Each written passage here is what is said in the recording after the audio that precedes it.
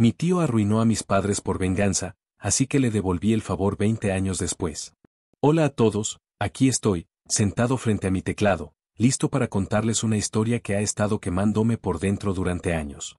Mi nombre es Lucas, tengo 34 años, y esta es la historia de cómo mi tío destruyó a mi familia por una venganza mezquina, y cómo, 20 años después, le devolví el favor de una manera que nunca olvidará. Para entender todo esto, tenemos que retroceder al 2003. Yo tenía 12 años, vivía en un pueblo pequeño a las afueras de la ciudad con mis padres, Ana y Carlos. Éramos una familia promedio, no nadábamos en dinero, pero teníamos una casa cómoda, comida en la mesa, y una vida tranquila. Mi papá era el corazón de la familia, siempre con una sonrisa, contándome historias de sus días como constructor. Trabajaba en una empresa de construcción que había fundado con su hermano mayor, mi tío Javier.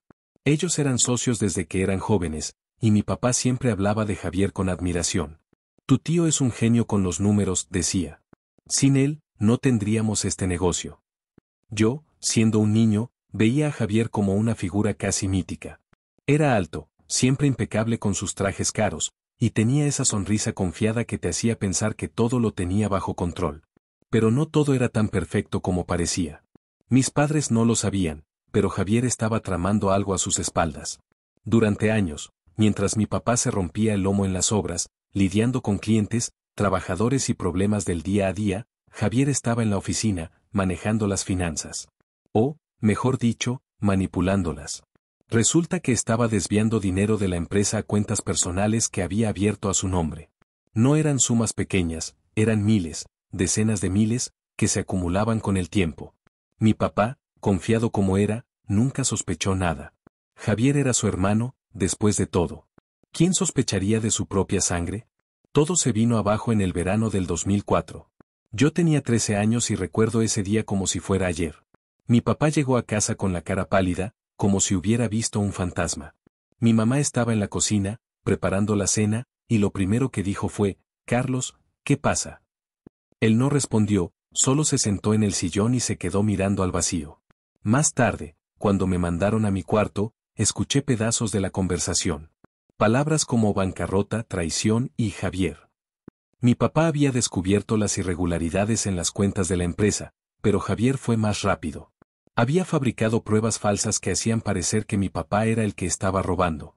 Lo denunció a las autoridades, a los clientes, a todos los que quisieran escuchar. De la noche a la mañana, la reputación de mi papá quedó destruida.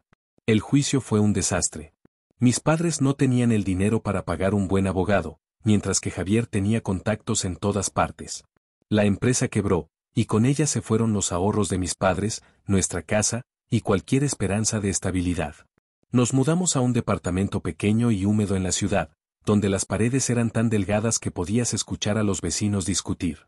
Mi mamá empezó a trabajar turnos dobles en un supermercado, y mi papá se derrumbó. Cayó en una depresión que lo consumió. El hombre que antes me llevaba a pescar y me enseñaba a clavar un clavo recto ahora apenas salía de su cuarto. Lo peor vino años después, cuando ya era adolescente y mi mamá me contó la verdad detrás de todo. No era solo codicia. Era personal. Cuando mi papá y Javier eran jóvenes, ambos se enamoraron de la misma mujer, mi mamá, Ana. Mi papá la conquistó, y aunque Javier nunca dijo nada, guardó ese rencor como una bomba de tiempo. Esperó años, fingiendo ser el hermano perfecto, solo para apuñalar a mi papá por la espalda cuando tuvo la oportunidad. Saber eso me rompió. No era solo que Javier nos hubiera quitado todo, era que lo hizo por un odio tan mezquino, tan infantil, que no podía entenderlo. Los años que siguieron fueron un infierno. Yo me volví un adolescente amargado, peleando con mis profesores, metiéndome en problemas en la escuela, y descargando mi frustración con el mundo. Pero lo que más me dolía era ver a mis padres. Mi mamá, que antes cantaba mientras cocinaba, ahora llegaba exhausta del trabajo, con los ojos rojos de tanto contener el llanto. Mi papá, que solía ser el alma de la casa, ahora apenas hablaba. Intentó buscar trabajo, pero nadie quería contratar al ladrón que había sido acusado de robarle a su propia empresa.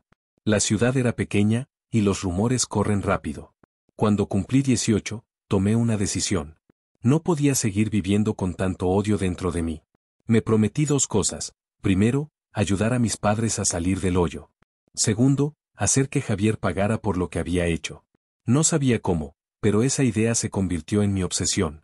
Me inscribí en la universidad para estudiar contabilidad, irónicamente, porque quería entender cómo alguien como Javier podía manipular números tan fácilmente. Trabajé turnos nocturnos en un restaurante para pagar mis estudios, saqué buenas notas, y eventualmente conseguí un trabajo en una firma contable pequeña. No era gran cosa, pero era un comienzo. Mientras tanto, Javier vivía como rey. Se había mudado a la ciudad, tenía una mansión en un barrio exclusivo, un auto deportivo, y se había ganado una reputación como empresario exitoso en el mundo de la construcción. Cada vez que veía su nombre en un artículo o en una valla publicitaria, sentía una mezcla de rabia y determinación. Sabía que no podía enfrentarlo directamente. Él tenía dinero, poder, contactos. Yo era solo un veinteañero con un título universitario y un rencor que no me dejaba dormir.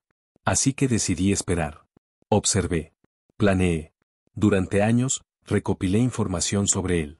Seguía sus negocios, sus socios, sus movimientos. No era fácil, pero la internet y un par de contactos en el mundo financiero me ayudaron. Descubrí que Javier no había cambiado nada. Seguía haciendo tratos turbios, evadiendo impuestos, sobornando a funcionarios. Era intocable, o eso pensaba él. En 2023, después de 15 años de planificación, encontré mi oportunidad.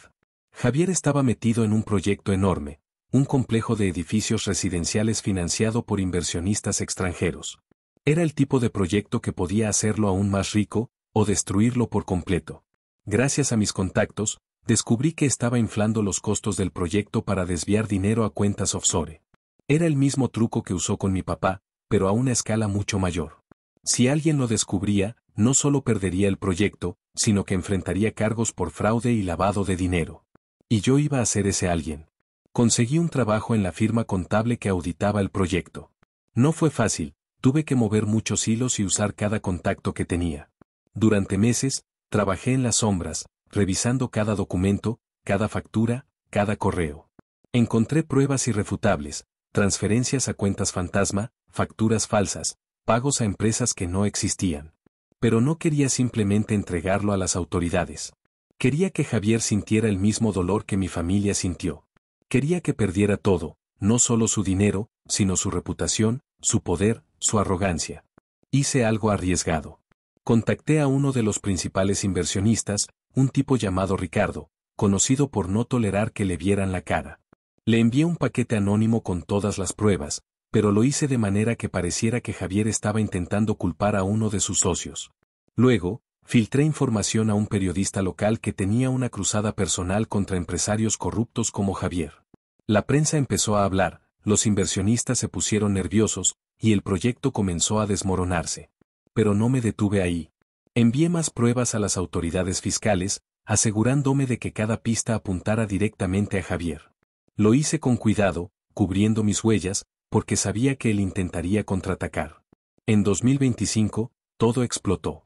Los inversionistas demandaron a Javier, las autoridades lo investigaron por lavado de dinero, fraude y evasión fiscal. Su casa fue embargada, sus cuentas congeladas, su auto de lujo confiscado. Pero lo mejor, lo que más satisfacción me dio, fue verlo en persona. Fui a una de las audiencias en el tribunal, sentado al fondo, mirándolo mientras sudaba y tartamudeaba frente al juez. No me reconoció. Para él, yo era solo un niño cuando todo pasó. Pero para mí, él era el monstruo que destruyó a mi familia. Verlo así, vulnerable, derrotado, fue como cerrar un capítulo que había estado abierto durante 20 años. No voy a mentir, sentí una satisfacción enorme. Pero también sentí algo más. Paz. Por primera vez en 2 décadas, sentí que podía respirar.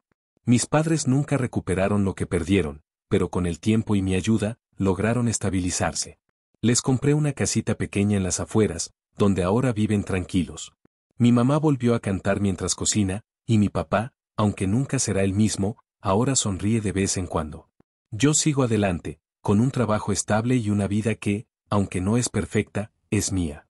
¿Fue moralmente correcto lo que hice? No lo sé. La venganza no siempre es la respuesta, y no estoy diciendo que todos deberían hacer lo que yo hice. Pero a veces, cuando la vida te quita tanto, necesitas equilibrar la balanza.